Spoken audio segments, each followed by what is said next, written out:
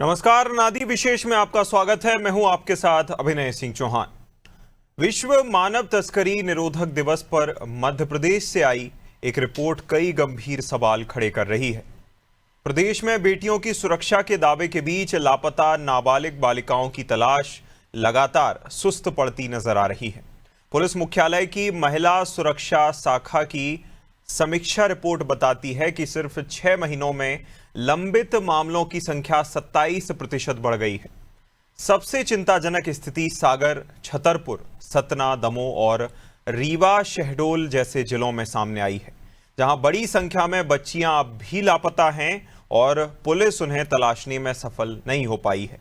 हैरानी की बात तो यह है कि प्रदेश में हर गुमशुदा बच्चे के जांच मानव तस्करी के एंगल से करने के स्पष्ट निर्देश हैं और 52 महिला थानों में एंटी ह्यूमन ट्रैफिकिंग यूनिट भी बनाई गई है, लेकिन इसके बावजूद हालात में अपेक्षित सुधार दिखाई नहीं देते।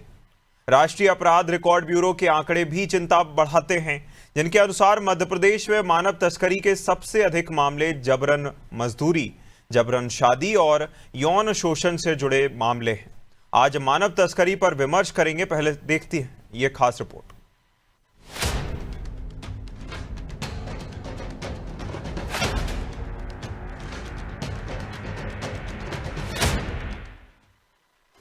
विश्व मानव तस्करी निरोधक दिवस के अवसर पर सामने आई पुलिस मुख्यालय की महिला सुरक्षा शाखा की समीक्षा रिपोर्ट ने मध्य प्रदेश में लापता नाबालिग बालिकाओं की तलाश को लेकर गंभीर तस्वीर पेश की है। रिपोर्ट के अनुसार नवंबर 2025 में जहां 2545 बालिकाएं लापता थीं, वहीं मई 2026 के अंत तक ये संख्या बढ़कर 3241 हो गई। यानी केवल 6 महीनों में लंबित मामलों में लगभग 27% तक की वृद्धि दर्ज की गई है। प्रदेश में हर गुमशुदा बच्चे की जांच मानव तस्करी के दृष्टिकोण से करने के निर्देश हैं और इसके लिए 52 महिला थानों में एंटी ह्यूमन ट्रैफिकिंग यूनिट भी बनाई गई है। इसके बावजूद कई जिलों में पुलिस का प्रदर्शन बेहद कमजोर रहा। सागर जिले में 271 बालिकाएं अब भी लापता हैं और 75% मामले अनसुलझे हैं।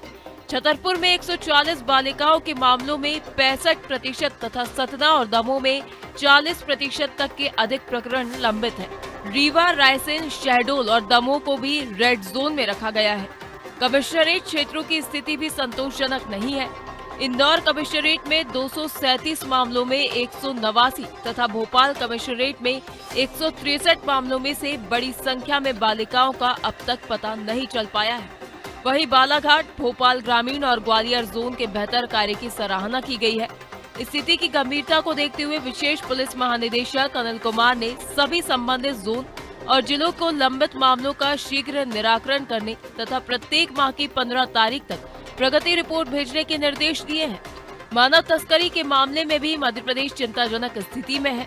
राष्ट्रीय अपराध रिकॉर्ड ब्यूरो के अनुसार प्रदेश में 46% मामले जबरन मजदूरी, 25% जबरन विवाह और 21% यौन शोषण से जुड़े हैं। गुना, रायसेन, धार, खरगोन, नीमच, सतना, विदिशा, शहडोल, बुरहानपुर, मुरैना और सिवनी मानव तस्करी के प्रमुख हॉटस्पॉट बन गए हैं। सेवानिवृत्त विशेष पुलिस महानिदेशक अन्वेष मंगलम का मानना है कि मानव तस्करी पर प्रभावी नियंत्रण के लिए लगभग 25,000 प्रशिक्षित पुलिसकर्मियों की विशेष टीम और दीर्घकालिक रणनीति तैयार करना आवश्यक है।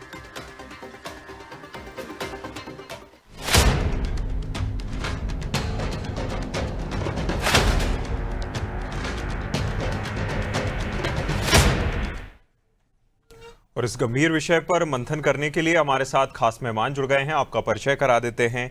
डॉक्टर शिव कुमार, मनोचिकित्सक, हमें ज्वाइन कर चुके हैं। इसी के साथ उमाशंकर तिवारी जी, समाज सेवक, हमें ज्वाइन कर चुके हैं। शिव कुमार जी, सबसे पहले मैं आपके पास आना चाहूँगा। सबसे पहले तो मैं आप दोनों का बहुत स्वागत करता हूँ अनादि टीवी पर, और सवालों की शुरुआत आपके साथ ही कि आखिर जो लड़कियों के लापता होने की वजह है, चूँकि कई बच्चों में टीनेज में देखा जाता है कि बच्चे रेबेलियस हो जाते हैं या फिर थोड़ा बहुत बात नहीं मानते, तो आखिर इसकी मनोवैज्ञानिक वजह क्या है? क्यों इस तरह की जो है स्थितियां बनती हैं? हाँ, नमस्कार। आपने जो प्रश्न पूछा है कि बच्चे रिबेलियस क्यों हो जाते हैं, इसके बहुत सारे कारण होते हैं।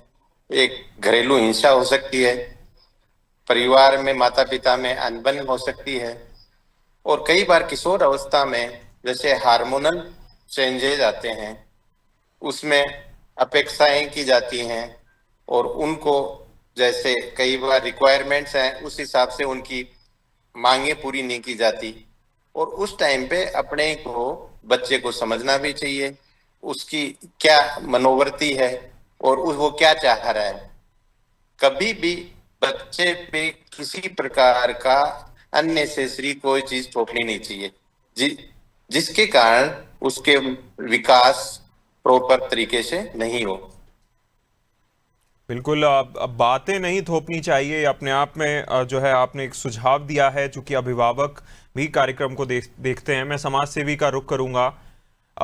उमा शंकर जी, जिस तरह की बात कही कि देखिए कई बार चूंकि जो माता पिता होते हैं वो अपने फैसलों को कहीं ना कहीं मतलब बच्चों के लिए वो सोचते हैं कि सही फैसला कर रहे हैं या बच्चों के लिए उनके भविष्य के लिए ये फैसला जरूरी है, ये सोच पीछे होती है, उसके बाद वो फैसले लेते हैं। लेकिन बच्चों को कभी कभी लगता है कि उनके ऊपर ये फैसले थोपे जा रहे हैं। इसकी वजह क्या होती है उमा शंकर जी?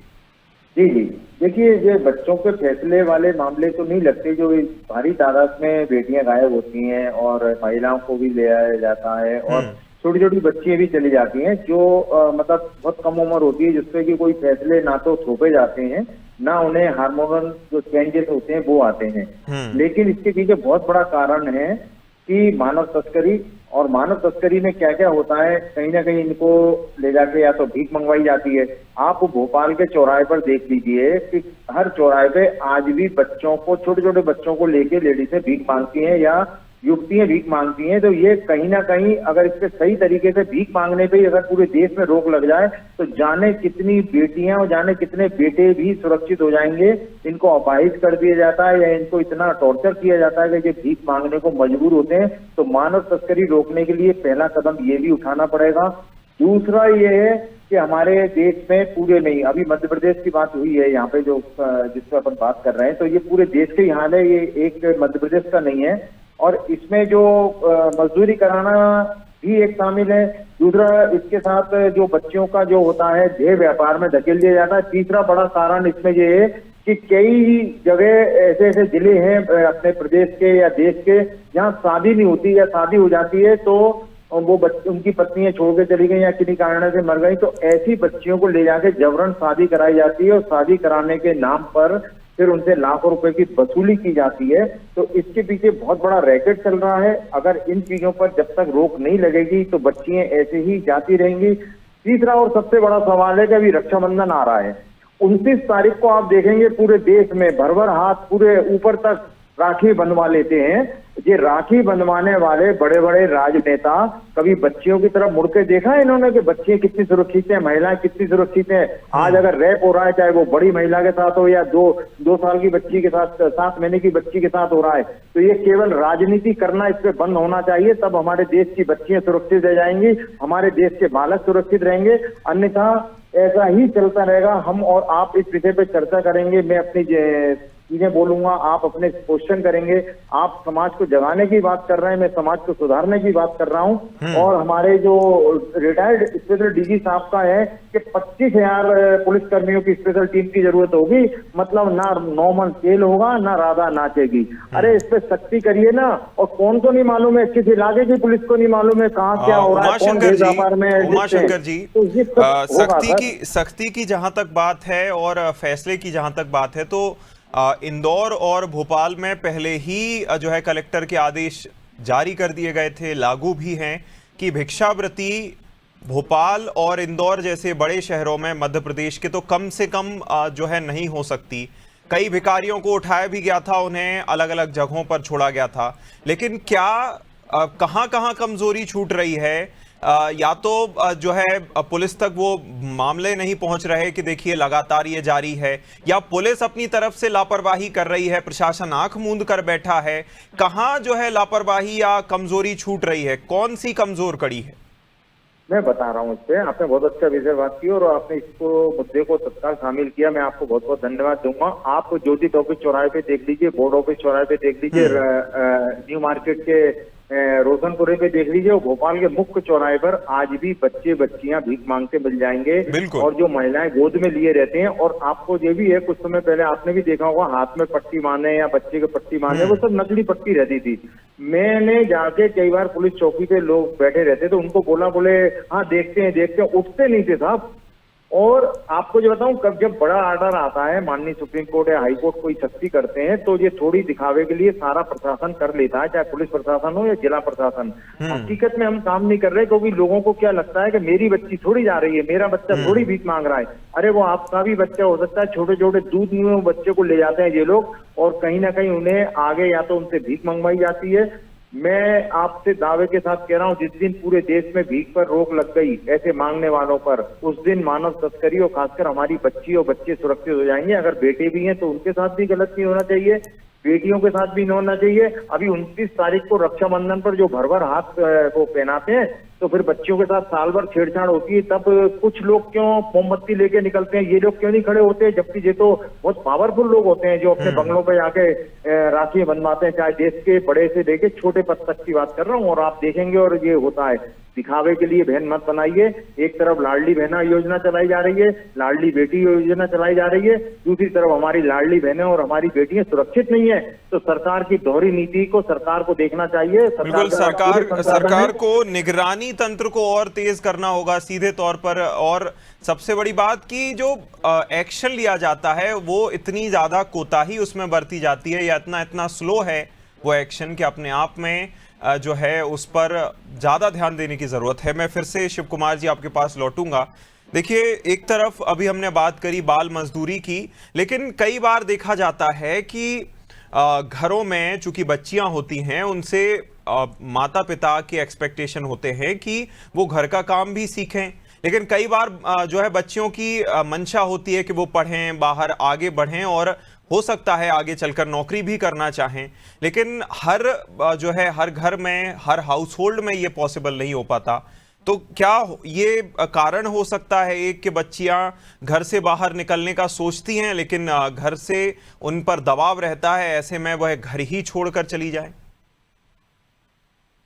हाँ, आपने सही कहा। कई बार क्या बच्चे घर पे रहते हैं तो लड़की और लड़के में थोड़ा बहुत भेदभाव भी देखा गया है।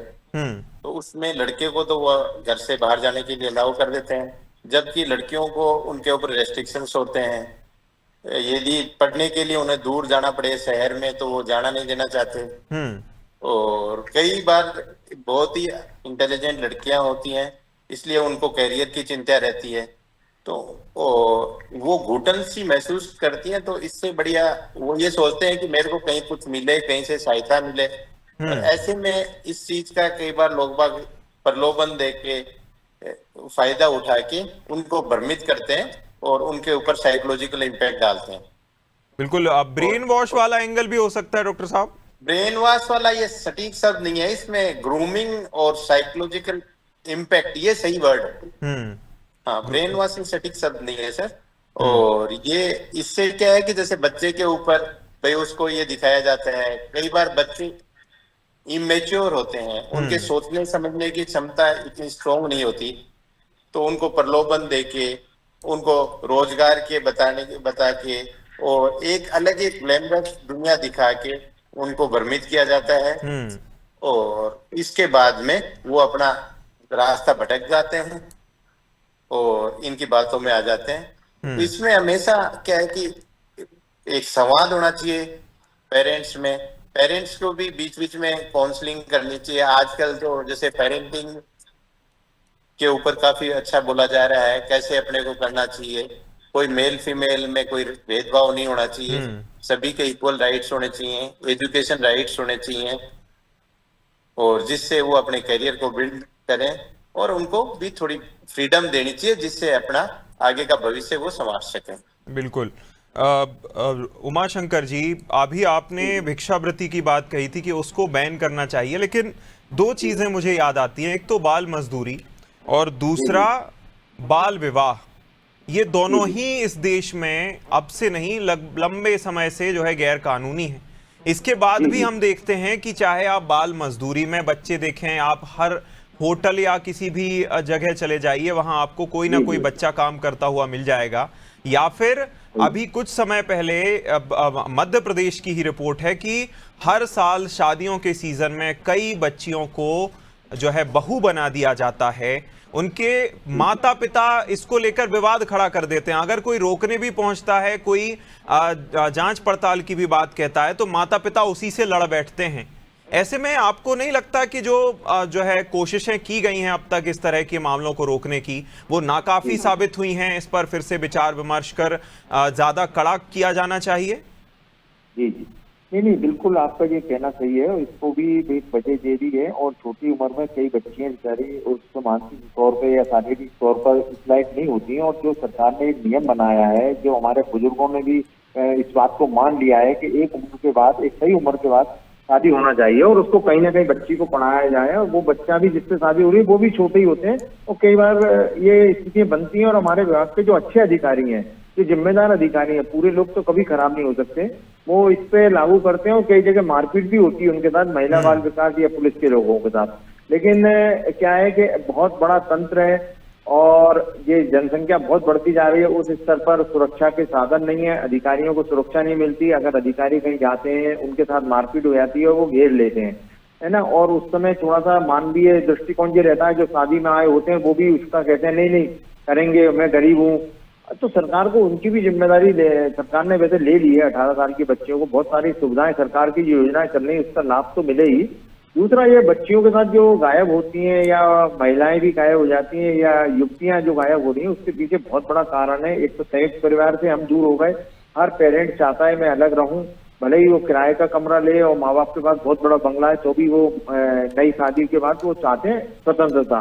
तो बच्चे निरंकुश होते जाते हैं। तीसरी सबसे बड़ी वजह है, आज अगर देश में रैप हो रहे हैं या कहीं जो बड़ी बड़ी घटनाएं हुई हैं जिनके पीछे पूरा देश एकजुट हो गया, तो उसमें मोबाइल भी बहुत बड़ी वजह है। मोबाइल हाथ में रहता है। पहले जब छोटे छोटे हुआ करते थे हम लोग, कोई लड़की अगर अच्छी लग जाती थी तो उसे लेटर कैसे दिया जाए, इसमें ही सालों बीत जाते थे, कोई देख नहीं ले। ये आजकल मोबाइल का नंबर है, हेलो हाय करी, पहले गुड नाइट गुड मॉर्निंग करी, फूल वूल भेजे और उसको आकर्षित करा, फिर ब्रेन वॉश करके उसका ब्रेन वॉश होता है और उसको इतना वो बता दिया जाता है, उसको ख्वाब दिखा दिए जाते हैं काजल और ट्विंकल खन्ना जैसे, तो वो हीरोइन दिखाने लगते हैं और उसको ले जाके कहीं ना कहीं ऐसे बेच देते हैं। और कई फर्जी प्रेमी जो रहते हैं उनका काम ही ये रहता है, पहले लव एंगल में उन्हें फंसाया जाए और फिर उन्हें देह व्यापार में छोड़ दिया जाए। जितने भी देह व्यापार के बड़े बड़े मामले आते हैं उसमें अगर बच्चियों की कहानी कई बार पढ़ने को मिली है तो वो उन बच्चियों ने यही बताया है कि जबरन वो किसी के साथ गई थी, प्रेमी ने बेच दिया। और महिलाएं भी इसमें आगे हैं, ऐसा नहीं है, महिलाओं को भी, बच्चियों को भी कई महिलाएं बरगला के ले जाती हैं और कहीं ना कहीं देह व्यापार में या भीख मांगने में उन्हें छोड़ दिया जाता है और बच्ची असहाय हो जाती है, बड़ी मुश्किल से छूट के आती है, लेकिन जब तक उसका जीवन बर्बाद हो गया होता है। और ये कहानी आज से नहीं बरसों से चल रही है। इस पर समाज को, सरकार को और समाज सेवकों को देखना पड़ेगा, सोचना पड़ेगा। आप जगा रहे हैं तो अभी भी लोग जग जाए, क्योंकि जब जागो तभी सवेरा होना चाहिए। और पुलिस का स्पेशल फोर्स भी बनाया जाए। माननीय उच्चतम न्यायालय और माननीय उच्च न्यायालय कई बार निर्देश दे चुके हैं, मीडिया कई बार लिख चुका है, जो जिसका काम है वो कर रहा है, लेकिन जिसको कराना है ये काम वो नहीं कर पा रहे हैं, क्योंकि उनके पास इतने काम सौंप दिए हैं। वीआईपी ड्यूटी में 12-12, 20-20 पुलिस कर्मचारी लगा दिए जाते हैं, लेकिन बच्चियों की सुरक्षा के लिए और चौराहे पे भिखारी और छोटे छोटे बच्चे भीख मांग रहे हैं, वो किसी का तो बच्चा होगा। और मैंने एक सलाह और देना चाहूँ, जो गोद में लिए बच्चे को भीख मांगते हैं उस बच्चे का डीएनए टेस्ट करा लीजिए जो भीख मांग रहा है उसके साथ। आपको ज्यादातर मामले ऐसे लग जाएंगे कि ये बच्चे का डीएनए कहीं और से मिल रहा है, तो हर आदमी का जिस दिन डीएनए टेस्ट होके और अगर उसको वेबसाइट पे डाला जाएगा तो कौन बच्चा कहाँ है। मान लीजिए 10 साल पहले कोई बच्चा गायब हुआ था, 1 साल की उम्र का था और 10 साल बाद वो बॉम्बे में भीख मांग रहा है, डीएनए मैच हुआ, अरे ये तो भाई कलकत्ता का है, ये इसके पिताजी तो वो हैं। तो ऐसे भी रुक सकता है। ये मेरा एक आपके चैनल के माध्यम से नया सजेशन है, क्योंकि हाईटेक जमाना हो गया है, हम बुलेट ट्रेन चला रहे हैं और जाने कहां ठीक है। मैं उमाशंकर जी आपके पास वापस लौटूंगा। डॉक्टर साहब से मैं एक और सवाल कर लेता हूं। देखिए शिव कुमार जी, इससे पहले ग्रूमिंग की आपने बात करी कि उनको ग्रूम इस तरह से बच्चों को किया जाता है। एक तो वो इमेच्योर होते हैं, समझ इतनी होती नहीं है, और ग्रूम उन्हें इस तरह से किया जाता है कि बाकी सब उन्हें गलत दिखता है, जब बस जो उन्हें बताया जा रहा है उन्हें बस वही सही दिखता है। इससे बाहर कैसे आया जा सकता है इतनी कम उम्र में, और बच्चों में सही गलत फैसले क्या है, उन्हें कैसे बताया जाए कि सही क्या है गलत क्या है, इसका चुनाव वो कैसे कर सकें? इसमें जैसे शुरू में बच्चे को क्या वो प्रेम दिखाते हैं, सहानुभूति दिखाते हैं और विश्वास दिखाते हैं, और अच्छे रोजगार, मॉडलिंग, फिल्म या शादी के बेहतर जीवन के बारे में वो बताते हैं। और कई बार क्या है कि वो घर पे भी धमकियां देने लग जाते हैं, इवन बच्चे को भी धमकाते हैं, और उनको और कई गलत तरीकों में यौन उनमें भी वो उनको धकेल देते हैं। और आखिर में बच्चे में क्या है, ट्रॉमा बॉन्डिंग और लर्न हेल्पलेसनेस हो जाती है, जिससे वो इस चीज से बाहर उभर कर ही नहीं आ सकता। तो इन चीजों को अपने को बहुत ही देखना है। और जैसे बच्चे को यदि वहां से आता है या अपने से जैसे पुलिस वाले पकड़ के लाते हैं, उसका प्रॉपर रिहेबिलिटेशन। डॉक्टर साहब, इसी में एक चीज ये भी जोड़ना चाहूंगा। देखिए, अब एक अभिभावक के तौर पर, अभिभावक चूंकि पेरेंटिंग की आपने बात कही थी, तो पेरेंटिंग में ऐसे कौन से स्टेप्स शुरुआत से ही लिए जा सकते हैं जिससे बच्चे सही और गलत के बीच में कम से कम छोटी एज से ही सीखना शुरू कर दें? आजकल स्कूलों में गुड टच, बैड टच, इसके बारे में बताया जाता है, कम्युनिकेशन स्किल्स बताई जाती है, जेंडर डिफरेंस के बारे में बताया जाता है, और जैसे बच्चों में जो हार्मोन परिवर्तित होते हैं उसके बारे में भी अलग से क्लास ली जाती है, और उनको बारे में जैसे शारीरिक ज्ञान जो अपने विकसित होते हैं शरीर के पार्ट्स, उसके बारे में भी बताया जा सकता है। समय समय पर दोनों परिवार और स्कूल दोनों मिलकर इसमें बहुत सारी चीजें उनकी सहायता कर सकते हैं, और उनको एक जैसे good things, bad things, good deals, bad deals, और बैड टच, गुड टच, इनके बारे में बताया जा सकता है, जैसे वो किसी के जानते में नहीं आए, और हर चीज की लिमिट सेट कर दी जाए। और बिल्कुल, स्कूल से लेकर अभिभावकों को और अल्टीमेटली समाज को भी अपनी जिम्मेदारी इसमें निभाने की जरूरत है, तभी मामलों में कमी तो आ ही पाएगी। रुकना तो बहुत दूर की कौड़ी है, हालांकि देखना होगा कि कब तक इस तरह की जागरूकता समाज, अभिभावक और स्कूलिंग में आ पाती है। इसी के साथ डॉक्टर साहब, मैं आपको बहुत शुक्रिया कहूँगा। उमाशंकर जी, बहुत शुक्रिया आपका हमारे साथ जुड़ने के लिए, इस बेहद ही गंभीर विषय पर मंथन करने के लिए।